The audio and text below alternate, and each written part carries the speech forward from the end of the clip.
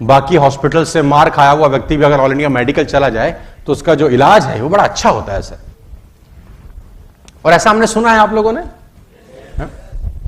तो मैंने कहा सर आप भी उसी मेडिकल इंस्टीट्यूट से पास आउट हो जहां से बाकी हॉस्पिटल्स के डॉक्टर पास आउट है। मैं डॉक्टर्स अलग अलग हॉस्पिटल के नाम नहीं ले सकता, तो अलग अलग हॉस्पिटल्स में अलग अलग डॉक्टर्स हैं, वो भी उसी मेडिकल इंस्टीट्यूट से पास आउट है, वही किताबें पढ़ के आए, हो सकता है टीचर भी एक ही हो। तो आप जो ऑल इंडिया मेडिकल में बैठे हुए लोग हो, आपके रिजल्ट इतने शानदार होते हैं और XYZ हॉस्पिटल के रिजल्ट इतने शानदार नहीं होते, क्यों? ऐसा क्या ताकत है आप में, ऐसा क्या टैलेंट है आपके अंदर? हम समझना चाहते हैं, पूरा देश समझना चाहता है। उसने बोला शर्मा जी बड़ा सिंपल है। तो मैंने बोला क्या? बोला एक्सपीरियंस। मैंने बोला एक्सपीरियंस मतलब? बोला एक्स हॉस्पिटल का डॉक्टर पूरे 2 महीने में जितनी ओपीडी देखता होगा, कह रहा मैं 2 दिन में देखता हूं। तो 2 महीने में जितने केस देखता होगा, मैं 2 दिन में मेरी आंखों के सामने से निकल जाते हैं। उसके लिए कोई केस नया हो सकता है, मेरे लिए वही केस 100 बार आ चुका है। मैं ह्यूमन साइकोलॉजी समझ गया। अगर आप ह्यूमन साइकोलॉजी समझ गए तो सेल में आप मास्टर हो सकते हैं। सिखाना चाहता हूं आज आपको मैं ह्यूमन साइकोलॉजी। लिखना बंद करो, लिखना बंद करो और दाहिने हाथ की कोई भी 3 उंगलियां उठाओ, फटाफट फटाफट। हां ठीक है, अब तुरंत अपने दिमाग में एक फर्नीचर याद करो आंख बंद करके, तुरंत, बदलना नहीं है। कुछ भी याद करो, फर्नीचर अपने दिमाग में आंख बंद करके, तुरंत कोई भी एक फूल याद करो, तुरंत कोई भी एक कलर याद करो, तुरंत 1 से लेकर 10 तक कोई भी नंबर याद करो। बस अब मैं आपको बताता हूं, 90% लोगों ने अपने दाहिने हाथ की यही 3 उंगलियां उठाई होंगी। This is human psychology. 90% लोगों ने फर्नीचर में कुर्सी सोची होगी। This is psychology. 90% लोगों ने गुलाब का फूल सोचा होगा। This is psychology. 90% लोगों ने 1 में से 10 में 7 नंबर सोचा होगा। This is psychology. 90% लोगों ने लाल रंग सोचा होगा। This is human psychology.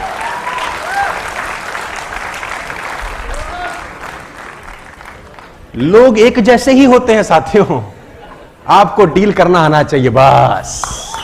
लोग अलग अलग नहीं होते, ऑल पीपल आर सेम। हमारी सबकी ये प्रोग्रामिंग करी गई है बचपन से ही, कंपटीशन की और कंपैरिजन की।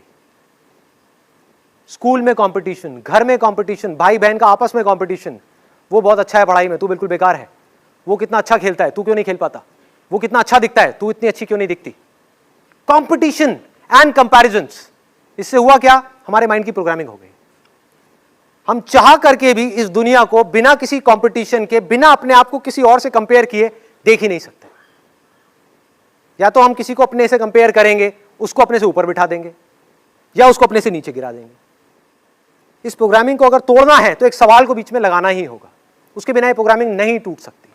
आप ऑटो पायलट पे चलते ही चले जाओगे, फंसते ही चले जाओगे, आपको समझ ही नहीं आएगा कि मेरी प्रॉब्लम्स की जड़ क्या है। आपके पास में एक छोटी गाड़ी है, आपने देखा कि आपका जो पड़ोसी है उसके पास में भी छोटी गाड़ी थी, अब वो एक बड़ी गाड़ी ले आया। आपके पास में सेंट्रो है, वो होंडा सिटी ले आया।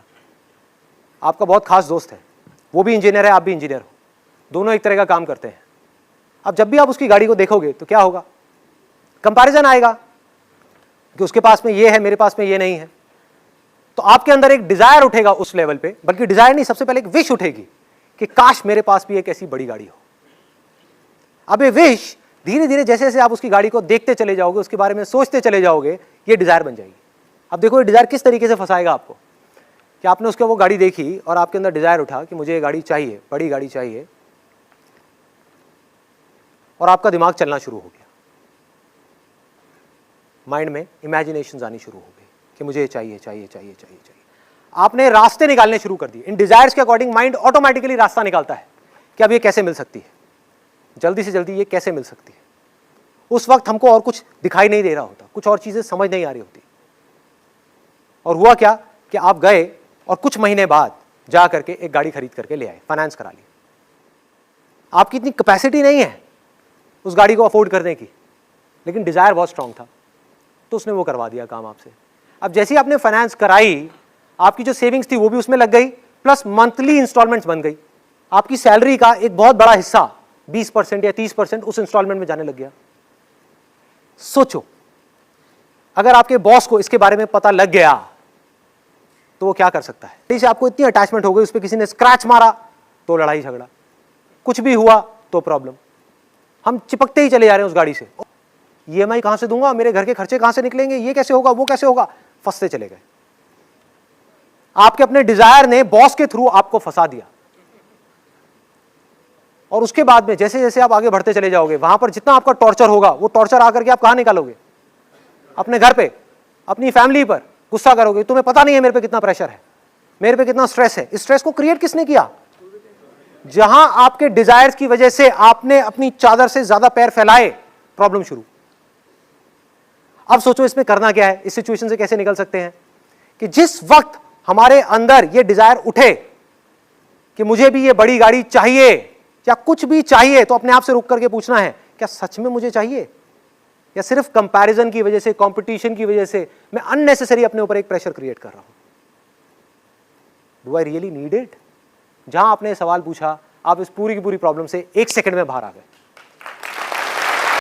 जहां कोशिशों का कद बड़ा होता है, जहां कोशिशों का कद बड़ा होता है, वहां नसीब को भी झुकना पड़ता है। दोस्तों, बड़ी मंजिल के राहगीर कभी छोटा दिल नहीं रखा करते। यदि आप परिश्रम कर रहे हैं और आपके मन मुताबिक सफलता यदि नहीं मिल रहा है, तो आप बिल्कुल निराश ना हो। दोस्तों, कभी कभी आप देखते होंगे कि जब आप अपना 4 व्हीलर चलाते होंगे और गूगल मैप का यूज करते होंगे, तो गूगल मैप ने आपको बताया कि आपको लेफ्ट की तरफ जाना है, और आप कभी कभी ऐसा होता होगा कि आप लेफ्ट न जाकर राइट दिशा में आप चले गए। तो राइट दिशा में जाने के बाद क्या ऐसा होता है कि अब आपको वहां से कोई रास्ता नहीं दिखाई दे रहा है? गलत रास्ते यदि आप तय भी कर लिए, तो दोबारा जो गूगल मैप है दूसरे रास्ते में जा चुके हैं, उसके बाद भी एक नया रास्ता वो बताता है, और फिर वो कहता है कि अब आप इस रास्ते से चलेंगे तो आप अपने लक्ष्य तक पहुंच जाएंगे। दोस्तों, मेरा कहना यह है कि कभी कभी आप मेहनत करते हैं, लेकिन आपका रास्ता जो है सही दिशा में ना हो, लेकिन आपका एफर्ट जो है, आप मेहनत जो है, दिन रात परिश्रम कर रहे हैं, लेकिन राइट डायरेक्शन आपको मालूम नहीं है, तो आपको निराश होने की जरूरत नहीं है। क्योंकि जिंदगी जो है, मेहनती इंसान को जो परिश्रम दिन रात दिल से कर रहे हैं, उन्हें जरूर है कि उनके लक्ष्य तक पहुंचाने में एक नया रास्ता मिल ही जाता है। तो दोस्तों, आप निरंतर मेहनत करते रहें, क्योंकि एक कहावत सत्य ही है कि जीतने वाले छोड़ते नहीं और छोड़ने वाले जीतते नहीं, क्योंकि हार और जीत के बीच के फासले बड़े होते हैं, परंतु नामुमकिन नहीं।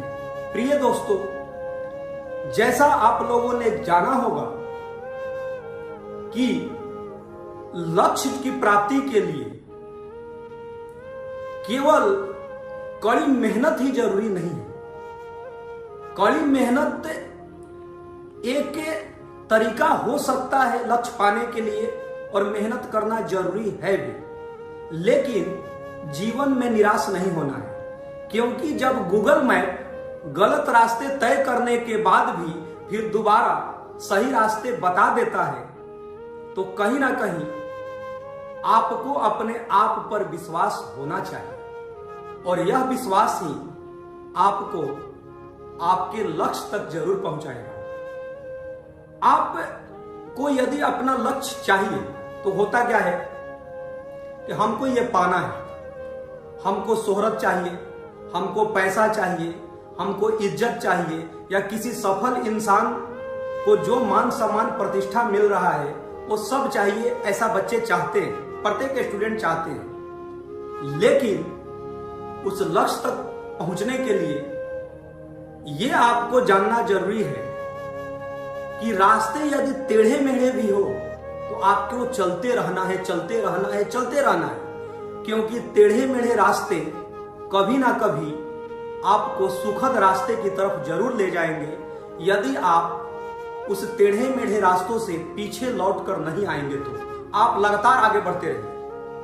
कहने का मतलब यह है कि कई बार आप पेपर देते होंगे, जिस भी कॉम्पिटिटिव एग्जाम का आप प्रिपरेशन करते होंगे, तो मन मुताबिक आपको सफलता नहीं मिलता होगा, कई बार आपको निराशा भी मिलता होगा। लेकिन कुछ वैसे हैं जो कई बार निराशा के बाद भी उसे लगता है कि नहीं यार, अगले प्रयास में तो मैं पक्का कर जाऊंगा, और वो सफल हो भी जाते हैं।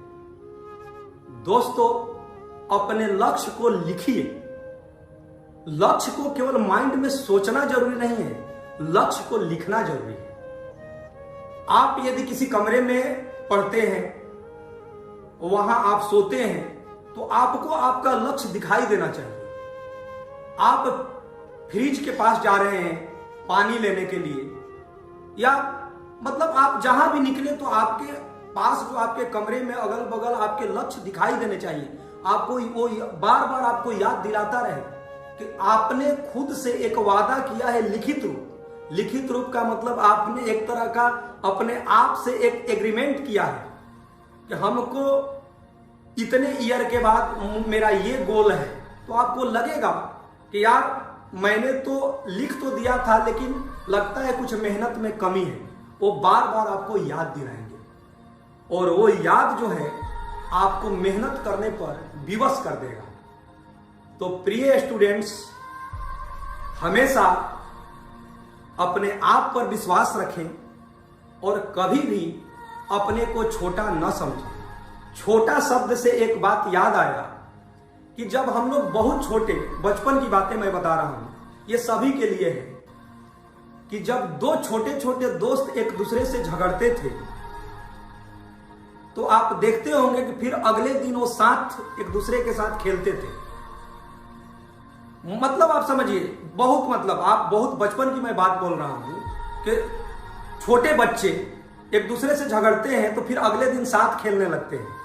लेकिन जैसे जैसे जैसे जैसे हम बड़े होते हैं और हमें सामाजिक और शैक्षणिक हर तरह का ज्ञान भी प्राप्त हो जाता है, तो ज्ञान किस काम का, कि जब हम बड़े होते हैं और किसी दोस्त मित्र या अपने करीबी से मनमुटाव हो जाता है, तो हम लोग एक दूसरे को देखना पसंद नहीं करते हैं, या वो सोचता है कि यार यदि वो हमसे बात नहीं कर रहा है तो मैं भी नहीं करूंगा। अब बताइए कि वो बचपन प्यारा था कि आप बड़े हो गए तो वो प्यारा है। तो जब आप बड़े हो रहे हैं तो आप अपने सक्सेस को बड़ा कीजिए, अपने व्यवहार को छोटा रखिए। छोटा का मतलब बचपन जैसा रखिए अपने व्यवहार को, और आपका व्यवहार ही है आपकी बुलंदियों तक तो जरूर पहुंचाएगा। दोस्तों, जो छोटा बीज होता है वही जाकर कभी ना कभी विशाल वृक्ष का रूप लेता है। इसी तरह जब बड़ी सफलता आपको चाहिए तो आप धैर्य बनाए रखें, और आपका धैर्य ही आपको आपके लक्ष्य तक ले जाएगा। इसीलिए आपको निराश होने की बिल्कुल जरूरत नहीं है। आप अपने गोल के प्रति दृढ़ संकल्पित रहें कि मैं कर लूंगा, मैं पक्का कर लूंगा। और आपका ग्राफ जो है एक कर्व की तरह इंक्रीजिंग ऑर्डर में होने चाहिए। धीरे धीरे धीरे धीरे ही छोटे छोटे छोटे छोटे पॉइंट मिल मिलकर एक बड़ी सफलता तक आपको लेकर जाएगा। तो वही बात मैं लास्ट में कह रहा हूं कि बड़ी मंजिल के राहगीर छोटा दिल नहीं रखा करते। जहां कोशिशों का कद बड़ा होता है वहां नसीब को भी झुकना पड़ता है। धन्यवाद।